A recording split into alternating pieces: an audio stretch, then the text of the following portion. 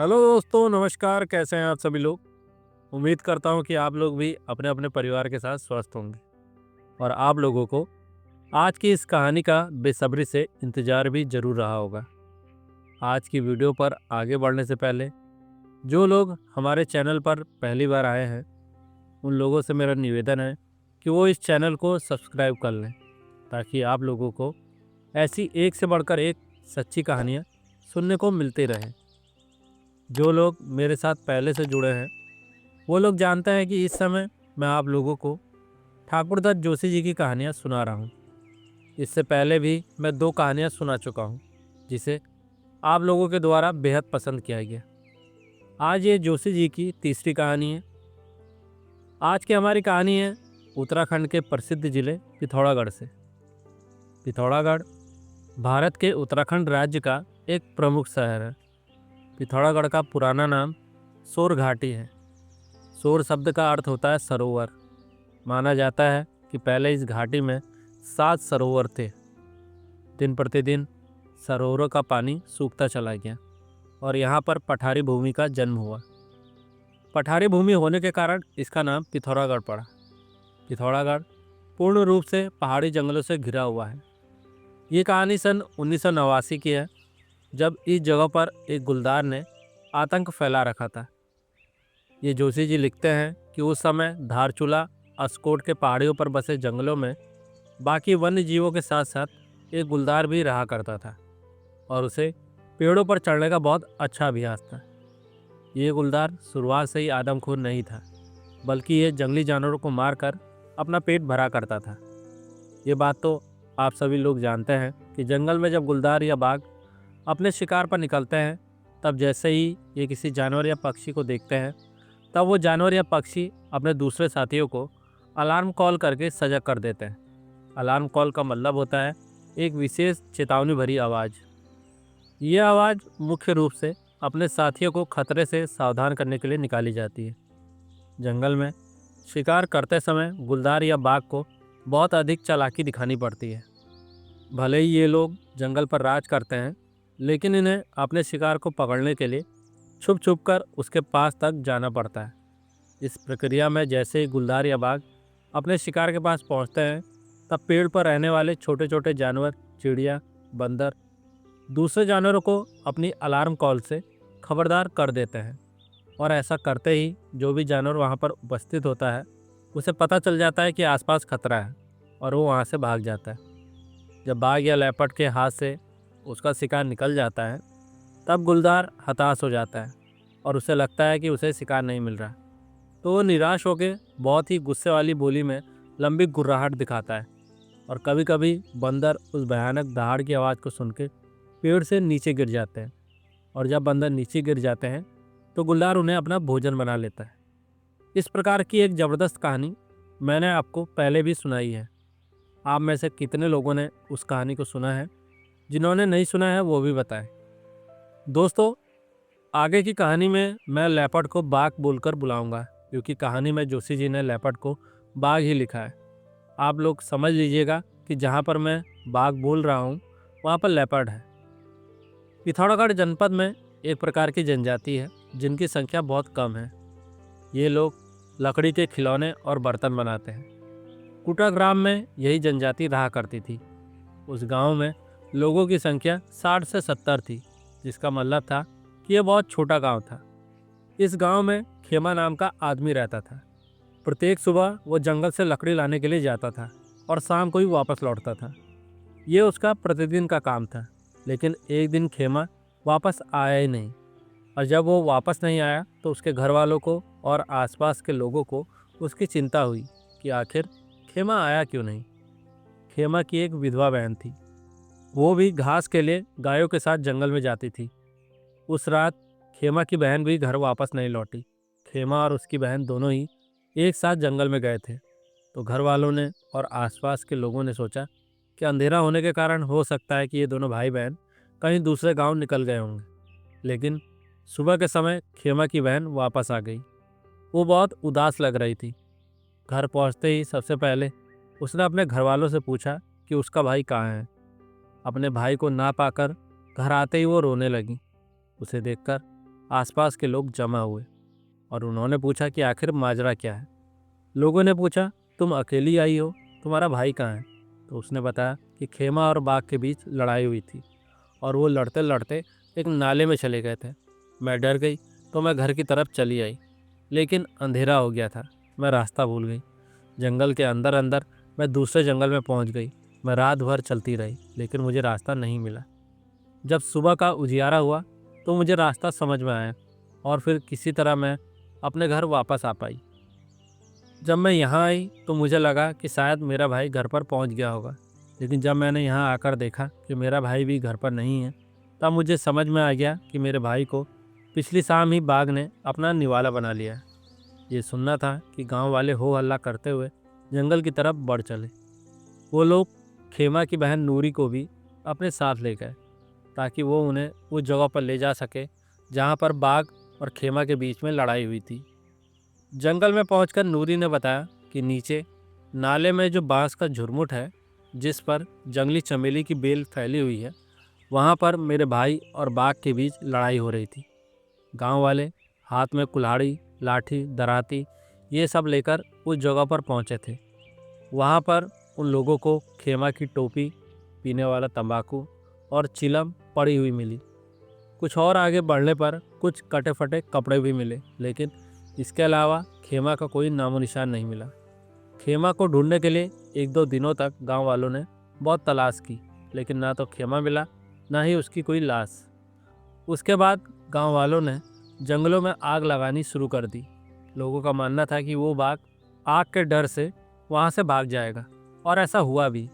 आग के भय से बाघ डीडीहाट, अस्कोट और मिथी के जंगलों में दिखाई देने लगा। कुछ दिनों बाद ही उसने अस्कोट नारायण नगर के पास में 10 वर्षीय बच्ची को अपना शिकार बना लिया। ये बच्ची स्कूल से घर वापस लौट रही थी और उसके साथ उसके कुछ साथी भी थे।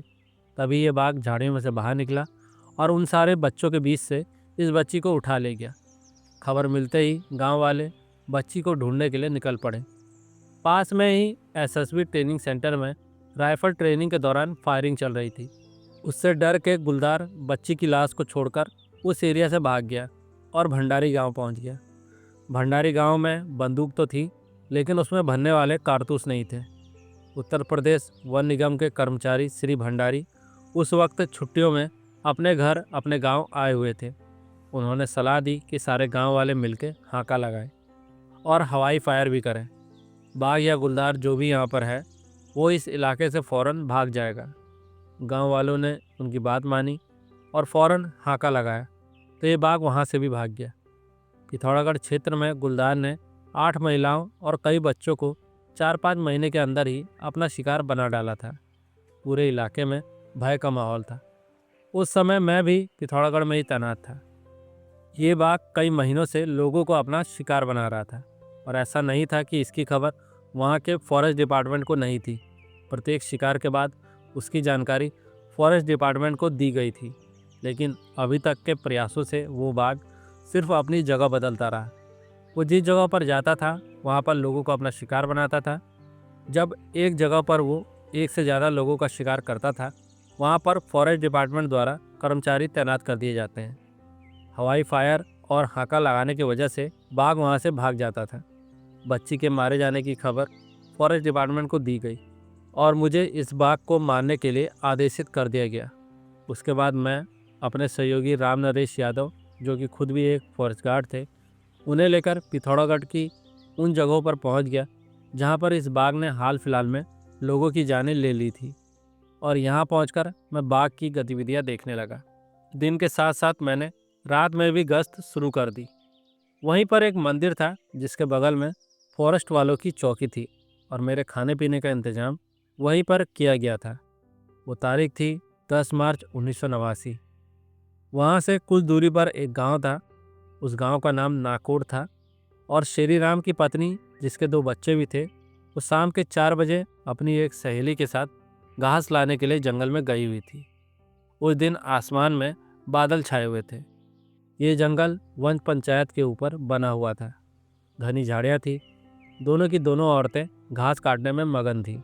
एकाएक झाड़ी के अंदर से सरसराहट की आवाज़ आई और प्रतिमा देवी यानी कि श्री राम की पत्नी, उसने सोचा कि उसके साथ जो सहेली आई थी, लगता है वो झाड़ी के पीछे घास काट रही है। तो प्रतिमा फिर से घास काटने लगी। यहाँ पर उसने एक गलती कर दी थी। उसे अपनी दोस्त को आवाज़ देकर इस बात की पुष्टि कर लेनी थी कि झाड़ियों के पीछे उसकी दोस्त है या नहीं।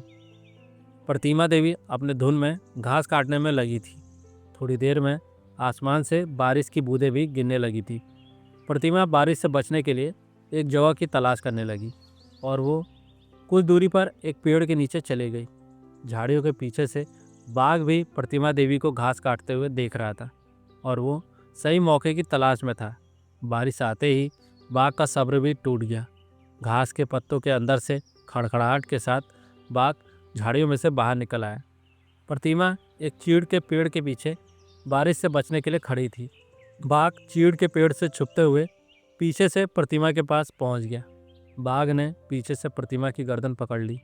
पहले तो वो समझी कि उसकी दोस्त उसके साथ मजाक कर रही है, लेकिन अपनी गर्दन पर तेज दर्द होते ही वो चिल्लाई। वो अपनी मदद के लिए अपनी साथी को बुला रही थी। उसके साथ घास काटने गई उसकी साथी भी पास में ही एक पेड़ के नीचे छुपी हुई थी।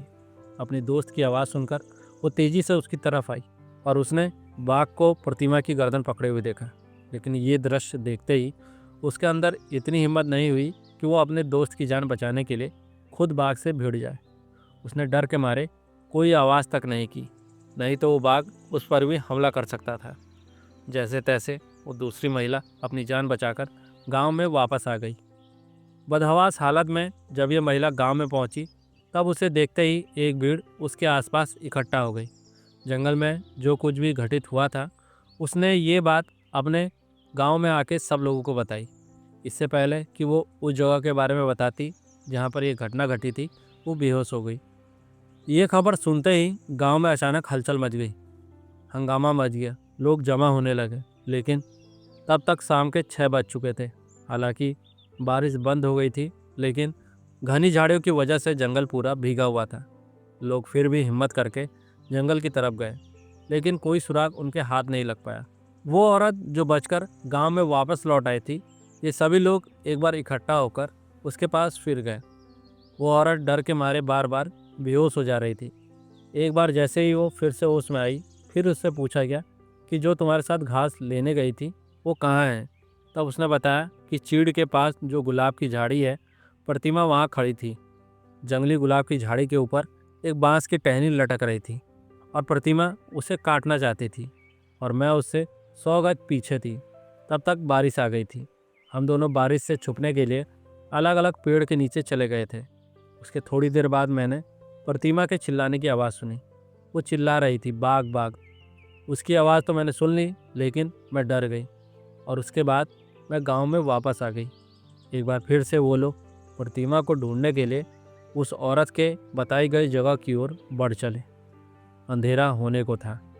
एक जगह पर उसकी चप्पल, दरांती और कटी हुई घास मिल गई, लेकिन प्रतिमा की लाश नहीं मिली। उन लोगों ने फिर भी अपनी हिम्मत नहीं हारी। वो लोग वापस गांव में लौटे। यहाँ से बहुत सारी लालटेन और टॉर्च लेकर फिर से जंगल में गए। उन्होंने प्रतिमा को ढूंढना जारी रखा।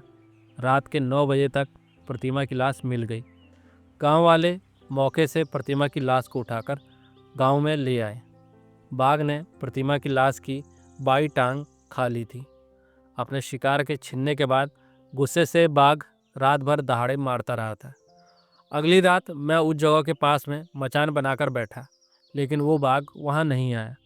14 मार्च 1989 को रात में बाघ ने छिड़ा गांव में आतंक मचाया। हालांकि वो उस दिन भी किसी भी इंसान की जान नहीं ले पाया, लेकिन उसके अगले दिन 15 मार्च 1989 को वो घास काटने जाने वाली महिलाओं पर दिन में ही झपट पड़ा। लेकिन गांव वाले सब चौकन्ना हो गए थे। अब स्थिति ये हो गई थी कि गुलदार जब किसी को मारता था तो उसे अपनी मारी हुई लाश यानी कि वो शिकार खाने को नहीं मिलता था। कुछ देर बाद वहाँ पर हिम्मती गांव वाले पहुँच जाते थे और उसके शिकार को उठा लाते थे। ये बाघ इतना खुकार था कि इसने अब तक 20 लोगों की जानें ले ली थी। इकबाल अहमद नाम का आदमी पास के गांव में ही रहता था और उसने कुछ गाय पाल रखी थी। दिन के समय में वो अपनी गायों को हाँक कर जंगल में चराने ले जाता था। उनके साथ और कोई ग्वाला नहीं था। नरभक्षी बाघ के डर की वजह से सभी लोगों ने जंगल में जाना बंद कर दिया था। तभी वो दिन आया 17 मार्च 1989। उस दिन भी इकबाल की गाय जंगल में गई थी। उस दिन दोपहर में 1 बजे के आसपास गाय अपने अपने घरों को लौट आई। ये सभी गायें ऐसा लग रहा था जैसे कि वो जंगल से बिदक के आई थी। ये जोर जोर से रंभा रही थी। उन गायों में एक गाय थी जो कि काले रंग की थी। उसकी उम्र रही होगी करीब 8 साल। वो जो काली गाय थी वो बाकी गाय के साथ वापस नहीं आई थी। गांव वालों को शक हुआ कि शायद उस काली गाय को बाघ ने मार दिया है। उस समय इकबाल खाना खाने के लिए घर पर आया हुआ था। उसने कुछ आदमी और बुलाए, अपनी बंदूक ली और वो लोग चल पड़े उसी दिशा की तरफ जहाँ पर गाय चरने के लिए जाती थी। इकबाल धीरे धीरे उस तरफ बढ़ रहा था जिस तरफ उसे शक था कि उसकी गाय का शिकार किया गया है। पत्थरों की एक चट्टान थी, उसके किनारे पर एक बरसाती नाला था। उसी में बाघ ने गाय को मारा था। उसने गाय को थोड़ी दूरी पर ही मारा था, लेकिन वो उसकी लाश को घसीटकर चट्टान की आड़ में ले आया था ताकि कोई दूसरा जानवर उसके शिकार को ना खा पाए। बाघ कई दिनों से भूखा था। आड़ में लाते ही वो अपने शिकार को खाने लगा था। जब इकबाल ने दूर से बाघ को देखा कि वो गाय को खा रहा है तो इकबाल घबरा गया। उसने अपना साहस समेटा, बंदूक उठाई, फिर आगे बढ़ने की कोशिश की, लेकिन उसमें इतनी हिम्मत नहीं थी कि वो निशाना लेकर फायर कर पाए। उसने बिना निशाना लिए हवा में ही बंदूक चला दी। बाघ उसकी तरफ देखता रह गया। अब बाघ की बारी थी और ऐसा लग रहा था कि वो बाघ इकबाल के ऊपर हमला करने ही वाला है।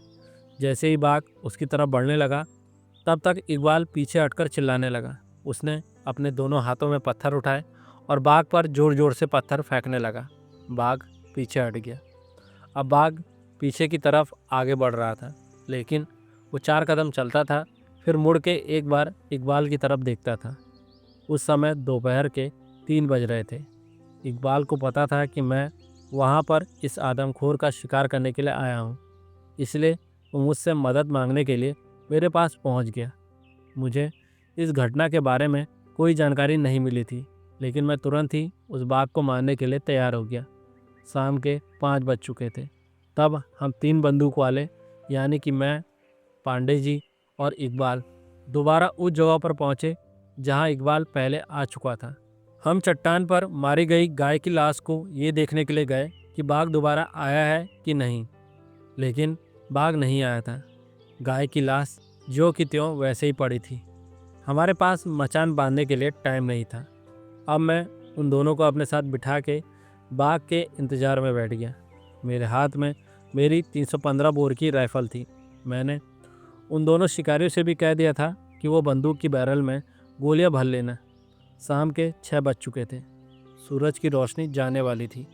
बाघ एक झाड़ी से निकला और एक जगह पर बैठ गया।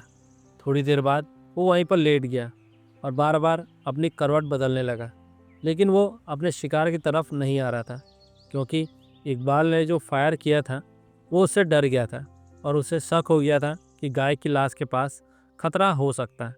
मैं चाहता था कि वो बाघ थोड़ा और पास आ जाए ताकि मैं उस पर सटीक निशाना लगा सकूं। दूसरी तरफ अंधेरा होने ही वाला था। हम मचान पर नहीं, ज़मीन पर बैठे थे। बेवकूफ़ी की बात ये भी थी कि हम अपने साथ कोई भी लाइट लेकर नहीं आए थे। गुलदार को शक था कि आगे बढ़ने में कुछ तो गड़बड़ है, लेकिन अब मैं और ज़्यादा इंतज़ार नहीं कर सकता था। वो मुझसे 200 गज की दूरी पर बैठा था। मैंने अपनी 315 बोर की राइफ़ल उठाई और निशाना साधने लगा। उसके बाद इकबाल और पांडे जी को भी बोल दिया कि वो अपनी बंदूकों में कारतूस भर लें और अपनी जो भरी हुई बंदूकें हैं उससे लेपर्ड की तरफ निशाना लगा लो। मांसाहारी जानवरों की सूंघने की शक्ति इतनी होती है कि वो अपने नज़दीक का सूंघ लेते हैं। इकबाल और पांडे जी जब अपनी 12 बोर की बंदूकों से लेपर्ड की तरफ निशाना लगा रहे थे तो उनसे जले हुए बारूद की गंध आ रही थी। ताज़ी फायर के बाद अगर बंदूक को साफ ना किया जाए तो उससे गंध आती है। पश्चिम से पूर्व की तरफ ठंडी हवा चल रही थी। शिकारी भाइयों ने बंदूक को लोड करने के लिए उसे फोल्ड किया। हवा से बारूद की गंध उस बाघ की तरफ पहुंच गई। बाघ चौंक गया। मेरी 315 बोर की राइफल लोडेड थी, लेकिन आधी लॉक्ड थी। मैंने अपने दाएं हाथ के अंगूठे से लॉक को पूरा खोला। उधर मैंने बाघ पर निगाह भी बनाई रखी थी। बाघ वहाँ से भागने के लिए उठ खड़ा हुआ। अपने दाएं हाथ की उंगली से ट्रिगर को धीरे से दबा दिया। मेरा फायर ठीक बाघ के ऊपर लगा। मैंने उसे उछलते देखा, लेकिन उसके बाद वो कहीं सरक गया था। अंधेरा हो चुका था। फायर करते वक्त मेरा अंदाज़ा तो था कि निशाना सही जगह लगा है, लेकिन इस बात का मुझे पूरा यकीन नहीं था, क्योंकि पीछे की तरफ से मुझे साइड की नोक नहीं दिख रही थी। अंधेरा हो चुका था। अब मैंने इन लोगों से कहा कि अभी अंधेरा है, वहाँ पर जाना खतरे से खाली नहीं है। बाघ थोड़ा आगे सरक चुका है, हम लोगों को वापस गांव में चले जाना चाहिए। मेरे दोनों साथी भी मेरी इस बात से सहमत थे। उस रात हम वापस चले गए। सुबह हमारे साथ और भी लोग वहाँ पर आ गए।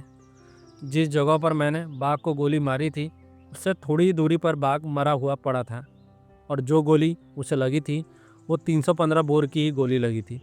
वहाँ पर बहुत सारा खून भी गिरा हुआ था। बाघ के पोस्टमार्टम के लिए डायरेक्टर ने मुझसे कहा, अभी 2-4 दिन और गश्त करो, हो सकता है कि यहाँ पर उसका कोई साथी बाघ भी हो, इसलिए तुम इस इलाके का गश्त करना जारी रखो। मैंने कई दिनों तक उस इलाके में और गश्त की, लेकिन किसी भी तरह की अप्रिय घटना का कोई समाचार मुझे नहीं मिला। आदमखोर बाघ के अंत के साथ उस इलाके के लोगों के मन में जो भय व्याप्त था वो भी खत्म हो चुका था। इस बाघ के आदमखोर बनने की मुख्य वजह उसके नाखूनों का घिस जाना था, जिसके कारण वो जंगली जानवरों पर अपनी पकड़ नहीं बना पा रहा था। बाकी उसके शरीर में कोई कमी नहीं थी। तो दोस्तों, इस तरह पिथौरागढ़ के इस आदमखोर का ठाकुरदत्त जोशी द्वारा खात्मा किया गया। उम्मीद करता हूँ कि आप लोगों को आज की ये कहानी भी पसंद आई होगी। अगर आप लोगों को आज की ये कहानी पसंद आई है तो वीडियो पर लाइक कमेंट करने के साथ साथ इस चैनल को सब्सक्राइब भी कर लीजिए, ताकि आप हमारे चैनल पर एक से बढ़कर एक नई सच्ची कहानियाँ सुन सकें। मेरे द्वारा सुनाई गई प्रत्येक कहानी एकदम सच्ची कहानी है। चलिए दोस्तों, अब समय हो चला है अपने कुछ सब्सक्राइबर्स का नाम लेने का, जिन्होंने पिछली वीडियो पर अच्छे अच्छे कमेंट किए थे। उनके नाम हैं आदर्श शर्मा, कुलदीप सिंह, शीतल उमरानिया, आनंद, शान प्रजापति, मनोज पिखाले महाराज से, शुभम शर्मा सहारनपुर से, रोहन रामपुर से, साहिल मचल हरियाणा से, किशोर नागेश छत्तीसगढ़ से, रविशंकर रायबरेली से, फैज उमर और जगदीश पुरोहित। आप सभी लोगों का बहुत बहुत धन्यवाद। मिलते हैं जल्द अगली वीडियो में एक नई रोमांचक कहानी के साथ। तब तक के लिए नमस्कार, शुभ रात्रि।